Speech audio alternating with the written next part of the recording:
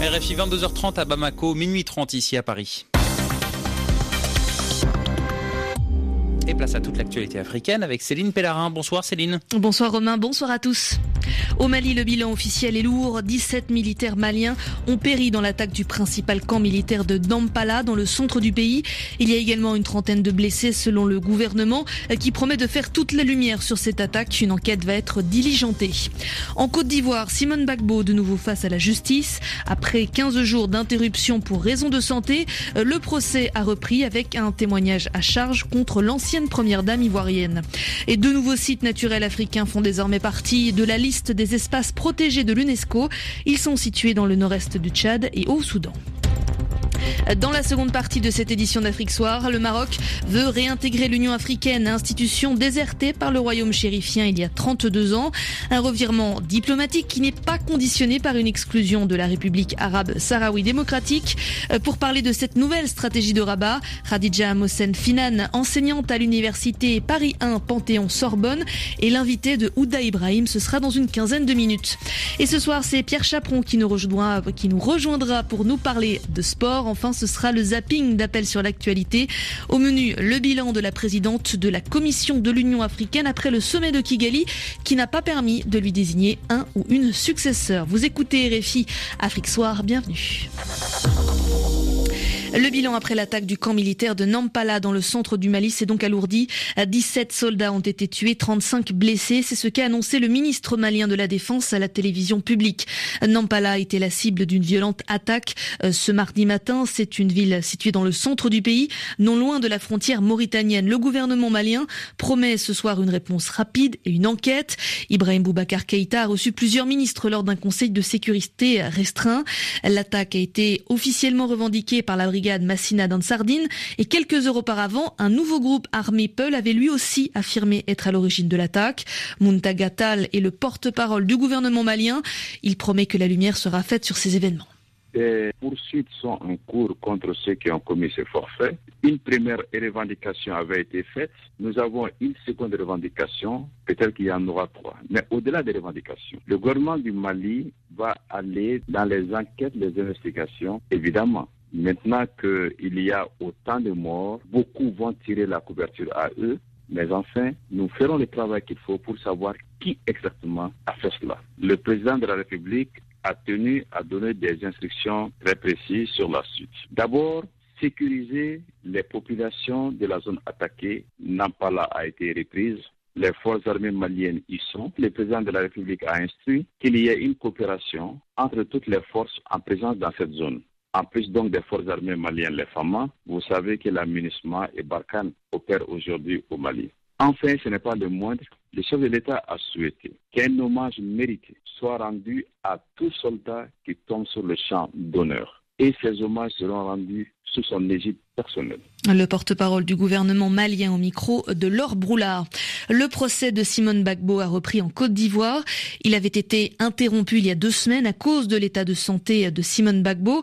Après un malaise, une hospitalisation, l'ex-première dame accusée de crimes contre l'humanité dans la crise électorale de 2010-2011 en Côte d'Ivoire a de nouveau fait face à ses juges.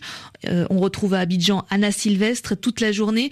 C'est un ancien milicien pro-Gbagbo qui a livré un témoignage à charge contre Simone Gbagbo. Sans trembler, Moïse Metch a à plusieurs reprises gravement mis en cause Simone Gbagbo. Cet ancien milicien était le vice-commandant du GPP, un groupe armé de la galaxie patriotique créé, je le cite, pour défendre Laurent Gbagbo. Pendant la crise, a-t-il dit, nous étions chargés de la répression, nous étions financés par Simone Gbagbo. À seulement quelques mètres de celle qu'il surnommait la vieille mère, cet homme, grand, musclé, est revenu sur certaines des plus sombres affaires du régime de l'ancien président. Sur la disparition en 2004 du journaliste franco-canadien Guy-André Kiefer, il raconte « Mon chef m'a dit que c'est Simone Gbagbo qui a commandité son enlèvement. Le corps de Kiefer a été brûlé », accuse-t-il. Sur la mort d'Yves Lamblin, un homme d'affaires en 2011, il déclare « C'est moi qui a été chargé de jeter son corps dans la lagune. » Mais lorsque la défense lui a demandé s'il connaissait Simone Gbagbo, s'il avait directement reçu des ordres, Moïse Metch l'a reconnu. Ce sont ses chefs qui lui disaient que les ordres venaient de la vieille mère. Lui n'a jamais rencontré l'ancienne première dame. L'audition de cet ancien milicien se poursuivra ce mercredi. Anna Sylvestre, Abidjan, RFI. Le président tunisien Béji Caïd Essebsi a annoncé la prolongation de 2 mois de l'état d'urgence instauré en novembre dernier dans la foulée d'un attentat suicide contre la garde présidentielle. Le chef du gouvernement Habib Essid avait récemment félicité les forces de l'ordre après un premier mois de Ramadan sans attaque djihadiste depuis 2012. Le chef de gouvernement qui a également appelé à maintenir la vigilance face, je cite, aux dangers terroristes persistants. En Tunisie également, les dépouilles de 3 des 4 Tunisiens tués dans l'attentat de Nice ont été rapatriées ce soir dans la capitale. 4 Tunisiens ont donc été tués, 4 autres blessés lorsque le chauffeur d'un camion a foncé. C'était jeudi dernier dans la foule qui était rassemblée pour les célébrations du 14 juillet à Nice, qui est une ville du sud-est de la France. 84 morts au total. 2 autres Tunisiens sont toujours portés disparus selon le ministère tunisien des Affaires étrangères. L'attaque a été revendiquée par le groupe djihadiste État islamique. On en sait un peu plus sur la libération des otages camerounais qui étaient aux mains d'un groupe rebelle centrafricain, et ce depuis mars 2015 à Zoukombo, non loin de la frontière. Ils sont 14 en tout, 2 sont morts de la tuberculose. Ces anciens otages ont été rapatriés dans leur pays, le Cameroun, mais les circonstances exactes de leur libération restent encore inconnues. Karine Franck. 3 premiers otages ont d'abord été libérés, 2 malades et une femme qui les accompagnait. La première victime est morte le 11 juillet à l'hôpital de Babwa. Le second est mort le lendemain pendant son évacuation vers le Cameroun. Les 11 autres otages ont été libérés dimanche. D'après une source onusienne à Bangui, le FDPC, le groupe d'Abdoulaye Miskine, a une part de responsabilité dans ces enlèvements, que ce soit pour obtenir la libération d'un ou de 2 responsables du groupe emprisonnés au Cameroun ou pour récupérer l'argent d'une rançon, ce que dément le FDPC qui se présente plutôt en libérateur. Gustave Nditao, porte-parole du FDPC. On a libéré 14 otages. Nous, on a libéré 14 otages. Il y a une force non identifiée qui progressait vers nous. On était partis en patrouille. On s'est approchés. 2 heures de combat acharné. À ce moment-là, on a vu des hommes enchaînés. Ils nous ont dit qu'ils étaient Camerounais. Ils nous ont expliqué qu'ils avaient été arrêtés par un groupe affilié à Boko Haram, celui d'Aboubacar Sidiki, qui réclamait la libération de leur chef. Après les combats, on l'a libéré. Restent dans cette région 3 otages centrafricains, le sous-préfet et le maire de Babwa, ainsi qu'un religieux, qui sont toujours retenus depuis 1 an par le FDPC ou par un autre groupe non identifié. Les recherches se poursuivent. Karine Franck. Dans l'est de la République démocratique du Congo, 10 morts et au moins 6 blessés. C'est le bilan d'affrontements qui se sont déroulés entre Hutu et Nandé dans le village de Kibirizi, qui se trouve dans le territoire de Rutshuru. Les FARDC sont intervenus et aujourd'hui les populations craignent une nouvelle escalade de la violence. Ils cherchent à fuir la localité. Écoutez le témoignage de cet habitant et sachez que l'interview est doublée à cause de la mauvaise qualité de la ligne téléphonique. La communauté Hutu est venue attaquer la communauté Nandé pour se venger d'une attaque qui a eu lieu avant-hier. Ils ont tué 6 Nandés par balle et brûlé 8 de leurs maisons. Les FARDC sont intervenus après que le forfait a été commis, mais ça n'a pas suffi à calmer les Nandés qui ont tué plusieurs Hutus en représailles. Le bilan est donc de 10 morts, 4 Hutus et 6 Nandés. Maintenant, la population veut quitter Kibirizi par crainte de nouvelles représailles car les différentes communautés se surchauffent. Les habitants cherchent un moyen de fuir, mais il n'y a pas de moyen de transport.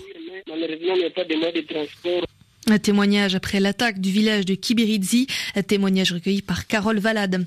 Au Gabon, au moins 2 candidats d'opposition ont déposé des recours devant la Cour constitutionnelle pour contester la candidature du chef de l'État sortant à la présidentielle du mois prochain.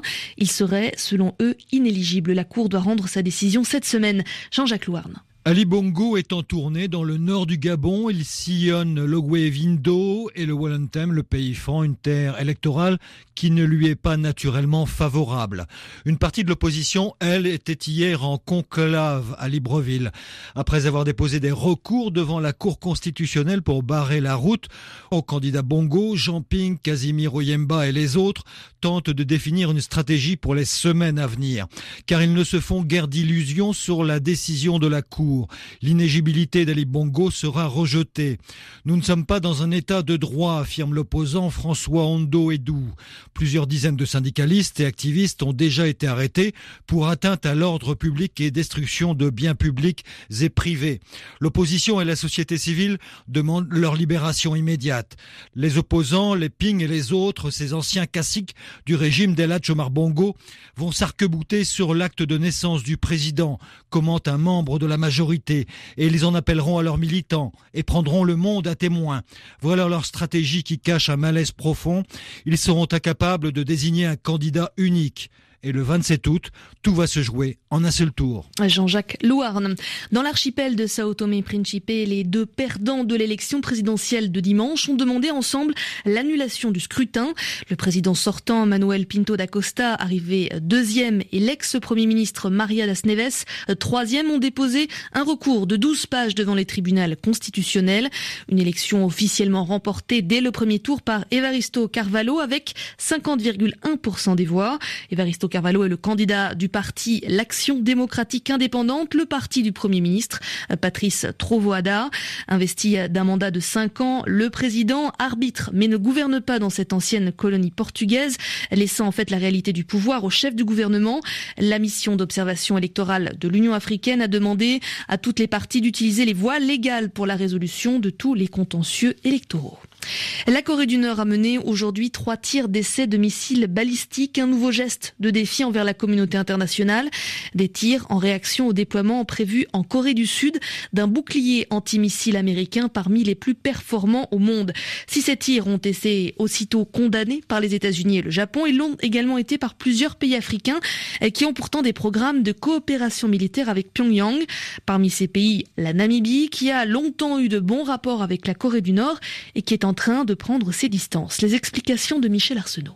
À Windhoek, la capitale namibienne, la présence nord-coréenne crève les yeux. Des entreprises nord-coréennes ont construit, au cours des dernières années, un imposant palais présidentiel et un musée de l'indépendance. Mais ce sont d'autres chantiers qui retiennent l'attention. 2 entreprises nord-coréennes ont construit notamment le siège du ministère de la Défense, une académie militaire et une usine de munitions. Pourtant, au terme de la dernière résolution du Conseil de sécurité, toute coopération militaire avec la Corée du Nord est interdite. Jusqu'à maintenant, les relations entre Windhoek et Pyongyang étaient étroites. Elles remontent à l'époque où la Corée du Nord soutenait le bras armé de la SWAPO, l'actuel parti au pouvoir. Mais la Namibie a subi de fortes pressions diplomatiques pour tourner le dos à Pyongyang. Selon la presse namibienne, le gouvernement de Windhoek a déjà résilié les contrats qui le liaient aux sociétés nord-coréennes. Michel Arsenault. 2,5 millions de personnes sont encore infectées chaque année dans le monde par le virus du sida. Un chiffre qui ne recule plus depuis 10 ans. C'est ce que déplore une étude publiée ce mardi à l'occasion de la conférence internationale sur le sida. Elle est organisée à Durban, en Afrique du Sud. Mais des résultats prometteurs autour d'un essai préliminaire d'un vaccin contre le sida a été présenté aujourd'hui à Durban. Des résultats qui vont permettre de mener une étude à plus grande échelle à partir de cette année, selon des chercheurs. En 2015, 3/4 des nouvelles infections sont survenues en Afrique subsaharienne. On termine ce journal avec 21 nouveaux sites naturels qui font désormais partie du patrimoine mondial de l'UNESCO. Les experts de cette institution culturelle des Nations Unies étaient en effet réunis à Istanbul. Et parmi ces sites, 21 sites au total, 2 sont sur le continent africain. Il s'agit du massif d'Enedi dans le nord-est du Tchad, ainsi que 2 parcs marins au Soudan. Ces espaces soudanais, le parc Sanganeb et la baie du Dungonab, ont été sélectionnés pour la richesse de leur habitat marin et leur beauté naturelle. Et du point de vue de l'UNESCO, le gouvernement soudanais a manifesté suffisamment de volonté politique pour protéger ces sites. Nada Alassane est la chef de l'unité des pays arabes au sein du patrimoine mondial de l'UNESCO. Ça ajoute sur la liste du patrimoine mondial un site marin dans la région arabe qui se compose de 2 zones séparées. Donc Sanganeb qui est un récif corallien isolé, qui est le seul atoll de la mer Rouge. Et la deuxième partie du site, c'est la baie de Dungonab. Et là, on trouve des récifs coralliens, des mangroves et un habitat très important d'oiseaux de mer. Le Soudan est un pays qui est en proie à un conflit, à des conflits. Et donc, en ce moment, il n'y a pas vraiment de tourisme au Soudan. mais ces sites-là sont des sites qui promettent vraiment pour un développement touristique. C'est pour cela que lors de l'inscription, le Comité du patrimoine mondial a demandé que le Soudan prennent toutes les mesures réglementaires pour protéger le site de tout développement industriel ou humain ou touristique qui puisse nuire à ses valeurs dans le futur. Nada Alassane de l'UNESCO, elle répondait à Binta Diagne. Vous écoutez RFI, il est 22h passé de 45 minutes en temps universel. Afrique Soir sur RFI. Céline Pellarin. Restez à l'écoute de la radio du Monde. Dans quelques minutes, nous parlerons de sport et ce sera avec Pierre Chaperon. Mais tout de suite, place à l'invité d'Afrique Soir. Durant le sommet de l'Union africaine qui s'est achevé à Kigali lundi, le Maroc a annoncé son retour dans cette institution après 32 ans d'absence. Rabat ne pose pas comme condition à son retour dans l'Union africaine une exclusion de la République arabe sahraoui démocratique. Le Maroc joue donc la carte de la diplomatie, de l'économie, une nouvelle stratégie vis-à-vis du Sahara occidental. Alors qu'en pense Khadija Mohsen-Finan ? Elle est enseignante à l'université Paris 1 Panthéon-Sorbonne. Elle est l'invitée de Ouda Ibrahim. Khadija Mohsen-Finan, bonjour. Bonjour. Le Maroc, comme l'a annoncé le roi Mohamed VI à l'occasion du sommet africain, cherche à corriger une erreur historique concernant sa sortie de l'Union en 1984. Qu'est-ce qui a changé aujourd'hui pour que le Maroc prenne cette décision, 32 ans après ? Je pense que le Maroc s'est rendu compte qu'en quittant cette institution africaine, il n'était pas gagnant parce qu'il ne participait pas aux grandes décisions qui se prenaient au niveau de la géopolitique régionale. Alors maintenant, je pense qu'il y a aussi une nouvelle méthode et une nouvelle approche en ce qui concerne la gestion de ce dossier du Sahara occidental par le Maroc. Et l'importance donnée à l'Afrique est également un élément très important dans la prise de décision de Rabat. Et ça, c'est nouveau? Oui, ça c'est nouveau parce que le Maroc a engagé une politique africaine, une politique à la fois économique, une politique religieuse et une politique assez dynamique. Et le fait qu'il n'ait pas été membre de l'UA représentait effectivement un manque et presque une anomalie. Et c'est pour ça qu'on parle d'erreurs corrigées et autres, et qu'on revient sur ce passé. Justement, le Maroc voudrait adopter une neutralité constructive sur la question du Sahara occidental. Comment peut-on interpréter ce terme exprimé par le roi marocain? Non, le Maroc ne peut pas aujourd'hui adopter une attitude de neutralité après s'être engagé de cette manière et après avoir fait du dossier du Sahara occidental l'élément central de sa politique, à la fois sa politique intérieure, sa politique extérieure et sa politique régionale. Alors une neutralité, je pense qu'il veut dire qu'il va laisser faire les institutions et qu'il va se mettre un petit peu en retrait au lieu de dire voilà comment le conflit doit être réglé, voilà mon plan d'autonomie et c'est ça qui doit être appliqué. Il veut signifier, à mon avis, qu'il y a un changement de méthode et d'approche, mais moi je ne crois pas du tout que le terme de neutralité soit approprié. L'autonomie du Sahara occidental sous souveraineté marocaine, est-ce le maximum que le Maroc peut lâcher dans cette affaire ? Oui, je pense que pour le Maroc, il a opté pour l'autonomie. Ce n'est pas une mauvaise solution, l'autonomie. Reste à savoir quel type d'autonomie, qu'est-ce qu'on met dans l'autonomie, quel est le contenu de cette autonomie, comment on arrive à cette décision d'autonomie. Il ne faut pas qu'elle soit unilatérale et qu'elle vienne uniquement du Maroc. Et il faut effectivement que le protagoniste sahraoui accepte cette option avec une offre de contenu sur cette autonomie. Je pense que ce sont tous ces éléments qui sont importants et qui doivent être discutés absolument avec le protagoniste. Le Maroc ne peut pas arriver avec une proposition toute ficelée sur la table, même si l'autonomie me paraît, à moi, la meilleure des solutions. Ce n'était pas le cas et il y a quelques années, donner cette autonomie au Sahara occidental, c'est du réalisme politique. Que fait le Maroc aujourd'hui? Peut-être qu'on va vers plus de réalisme politique. On avait un plan d'autonomie qu'on qualifiait de large, mais on disait que c'était un début et que tout allait venir après. Donc on ne savait pas du tout comment allaient être élues les instances représentatives. On ne savait pas très bien quelles étaient les relations entre cette instance et cette région et Rabat. On ne savait pas très bien si les Sahraouis pouvaient ou ne pouvaient pas jouir de leurs ressources naturelles. On ne savait pas très bien quels étaient les programmes scolaires qui allaient être enseignés.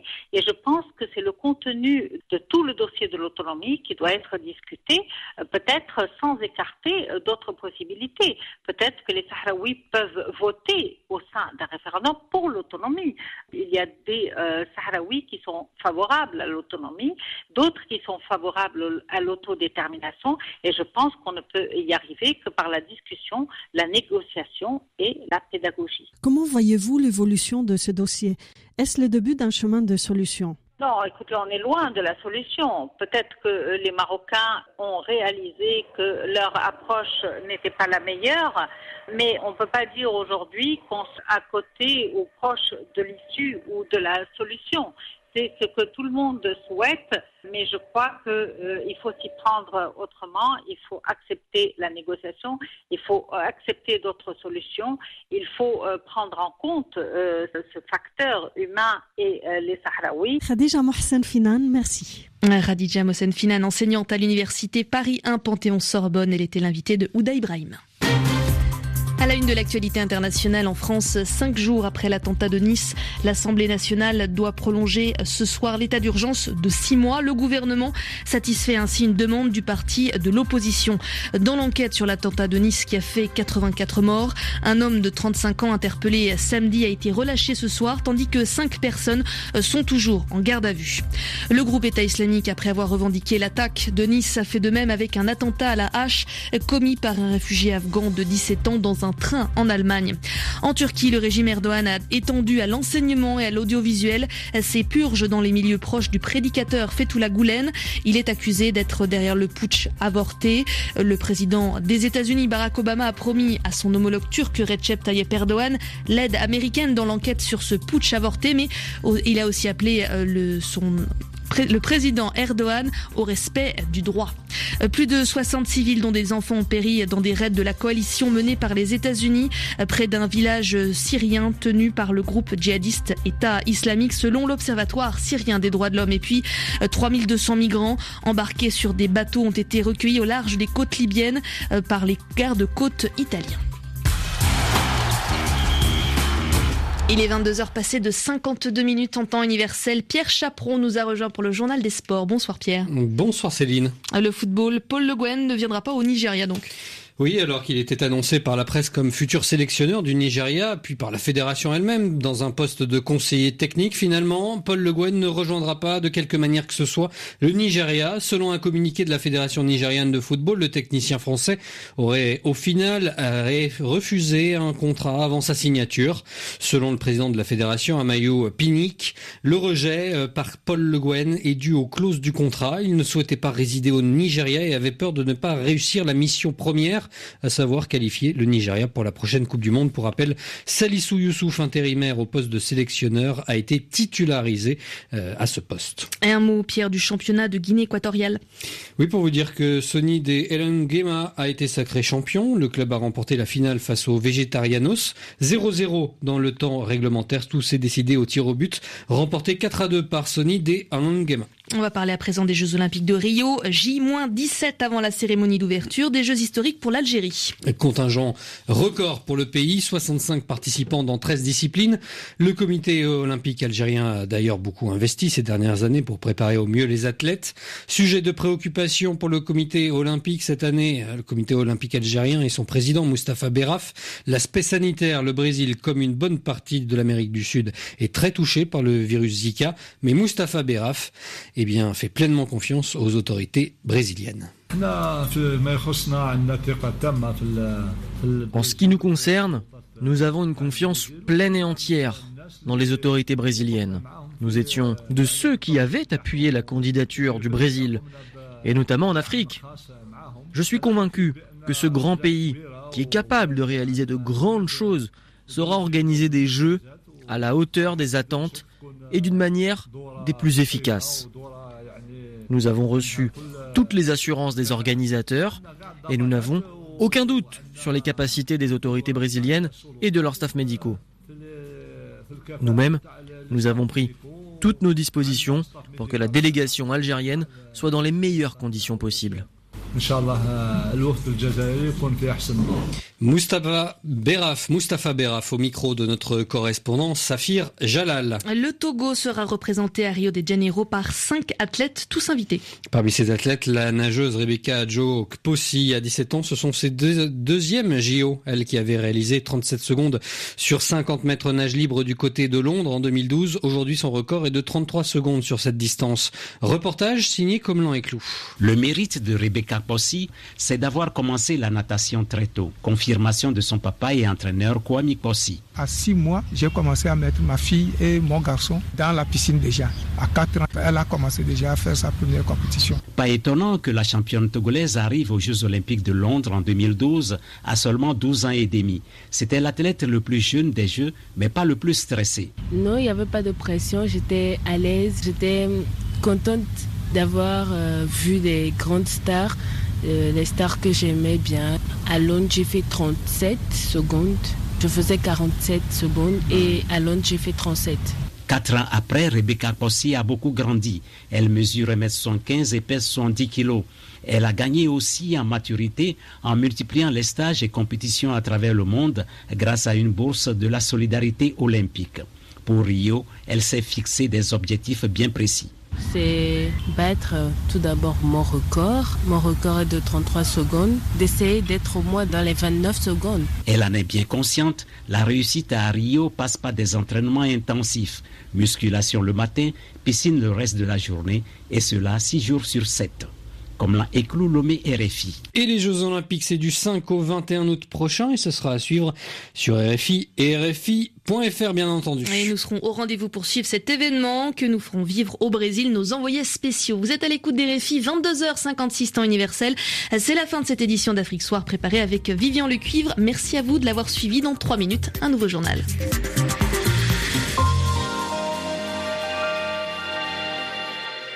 Suivez Appel sur l'actualité avec Orange Money, premier service de transfert d'argent et de paiement mobile. Bienvenue, c'est l'heure du zapping. Ce matin, vous étiez nombreux à dresser un bilan de la présidence Dlamini Zuma à la tête de la Commission de l'Union africaine. Vos commentaires également sur l'échec hier de l'élection d'un nouveau président pour la succéder. C'est un cocon vide qu'est l'Union africaine.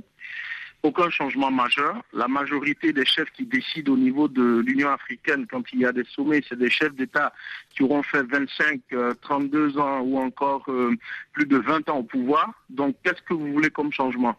Je pense que si elle ne veut déjà pas, la présidente sortante, si elle ne veut déjà pas briguer un second mandat, c'est qu'elle a vu un peu le piège à crabe dans lequel elle est tombée. Quand vous avez des gens comme ça, des chefs d'État qui ont autant duré au pouvoir, qu'est-ce qu'ils apportent comme changement ? Ce qui est plus aberrant, c'est le fait qu'ils n'arrivent pas à se mettre d'accord sur une présidence. Et moi, je suis très très déçu, surtout par rapport aux dirigeants de l'Afrique de l'Ouest. Et quand même, l'Afrique de l'Ouest, c'est le berceau du panafricanisme. S'ils avaient un candidat, ils avaient qu'à se préparer pour présenter ce candidat-là. L'Afrique se fera avec ceux qui sont convaincus. La vraie vérité, c'est quoi ? C'est qu'ils attendent encore que les superpuissances finissent de régler leurs propres affaires pour qu'on nous dise pour qui voter, c'est tout. C'est honteux. Je pense que l'Union africaine fera quelque chose le jour où une vraie société civile africaine émergera. Ce n'est pas un problème que cette taxe-là soit prise, mais moi j'estime que les chefs d'État-là, ce sont toujours des gens qui ne font que des discours. Les pays ne vont pas appliquer la mesure qu'ils ont acceptée au niveau de ce sommet-là. Et je pense que c'est encore de la démagogie où nous verrons dans 2 ans, 3 ans le bilan de cette taxe. La faute aux dirigeants, parce qu'ils ne s'en tiennent qu'à leur pouvoir. Ils sont là juste pour des déclarations, à titre tardif d'ailleurs. Quand il y a des changements de constitution, ils ne prennent pas de décisions. Et c'est quand le coup d'État suivant, il y a un soulèvement populaire, on ne s'en tient qu'à condamner. Donc c'est un peu comme le médecin après la mort. Il n'y a pas de changement, il n'y a jamais eu de changement et c'est l'état latent. Et demain à 8h10 TU, nous parlerons cinéma à l'occasion de la 20e édition du festival Écran Noir à Yaoundé. Vous nous direz comment promouvoir le cinéma africain. Le site RFI Afrique, votre lien permanent avec l'actualité du continent. RFI Afrique, c'est un accès en temps réel, 24 heures sur 24, à toute l'actualité politique, sociale, économique et culturelle de votre région. Sur RFI Afrique, retrouvez également notre sélection des titres de l'actu africaine, les infos par pays et écoutez RFI en direct et à la carte à tout moment. RFI Afrique, c'est sur votre mobile, votre tablette et votre ordinateur sur afrique.rfi.fr.